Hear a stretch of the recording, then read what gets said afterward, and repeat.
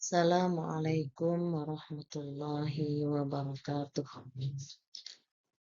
Alhamdulillah, pada kesempatan kali ini saya sebagai guru matkul SKI akan menjelaskan tentang sejarah perjuangan dakwah Nabi Muhammad Sallallahu Alaihi Wasallam periode Mekah.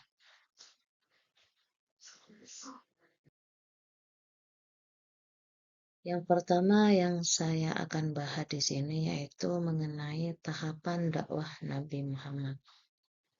Kita tahu bahwasanya ketika Rasulullah menjelang umur 40 tahun, beliau sering melakukan khalwat ke Gua Hira. Apa tujuan beliau melakukan khalwat ke Gua Hira? Yaitu untuk mendapatkan petunjuk mengenai masyarakat Mekah yang mana pada waktu itu masyarakat Mekah mengalami keterpurukan, baik di bidang ketuhanan, moral maupun sosial. Ketika Rasulullah sering melakukan khalwat, ketika sudah sampai kira-kira 1 bulan lamanya, beliau didatangi malaikat Jibril, yang mana malaikat Jibril itu datang untuk menyampaikan wahyu pertama kepada Rasulullah. Apa wahyu pertama yang disampaikan malaikat Jibril? Yaitu surah Al-Alaq ayat 1-5. Yang mana surah Al-Alaq tersebut yang merupakan wahyu pertama menobatkan beliau sebagai Rasul dan juga Nabi, sekaligus untuk perintah untuk menyampaikan dakwah. Dakwah tersebut dilakukan oleh Rasulullah. Ada 2 tahap. Yang pertama secara sembunyi-sembunyi, yang kedua yaitu secara terang-terangan. Dakwah secara sembunyi-sembunyi itu dilakukan Rasulullah kepada sahabat terdekat, sanak famili terdekat seperti Sayyidah Khadijah, yang mana Sayyidah Khadijah itu merupakan istri Rasulullah. Beliau itu merupakan orang pertama yang memeluk agama Islam, yang mempercayai, yang mengimani mengenai keutusan Rasulullah sebagai Nabi.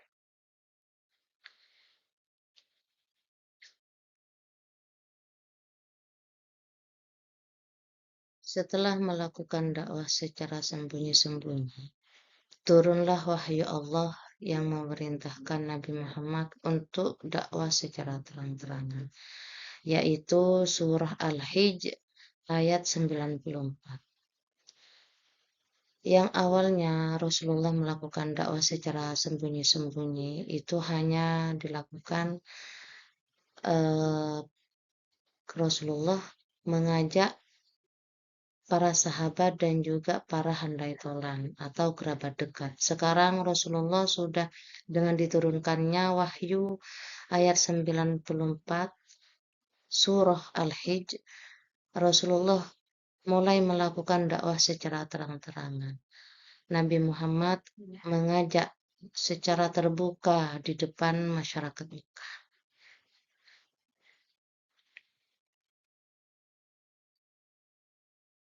Pada masa ini Nabi Muhammad mendapatkan banyak tantangan, terutama penghinaan dan ancaman dari kaum kafir Quraisy.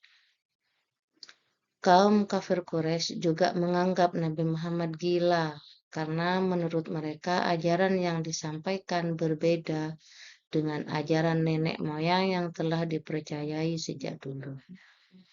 Meskipun mendapat cacian dan hinaan, Nabi Muhammad tetap menyerukan Islam di tengah masyarakat Mekah. Beliau tidak pernah merasa lelah akan dakwahnya.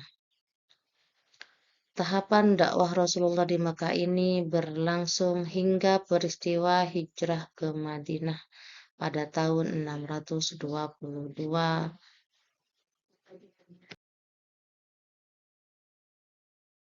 Setelah tadi saya menyampaikan tahapan dakwah Nabi Muhammad, sekarang saya akan membahas tentang isi dari dakwah Nabi Muhammad di Mekah.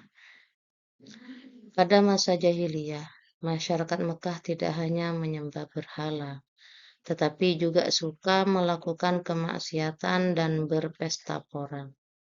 Selain itu, peperangan antar suku, pembunuhan, perampasan harta dan wanita sudah menjadi hal biasa yang dilakukan oleh masyarakat jahiliyah yang dilakukan setiap hari. Inti dari ajaran Nabi Muhammad pada periode Mekah adalah pemurnian akidah. Adapun yang dimurnikan adalah ajaran tauhid dari Nabi Ibrahim yang telah banyak diselewengkan dan menimbulkan kesesatan. Rasulullah berusaha menghapus penyembahan berhala, patung, dan benda-benda yang dikeramatkan lainnya.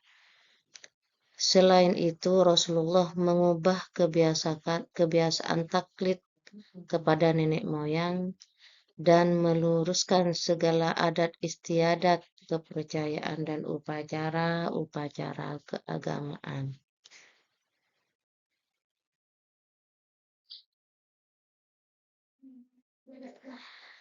Nabi Muhammad mengajarkan bahwa satu-satunya yang harus disembah seluruh makhluk adalah Allah Subhanahu wa Ta'ala.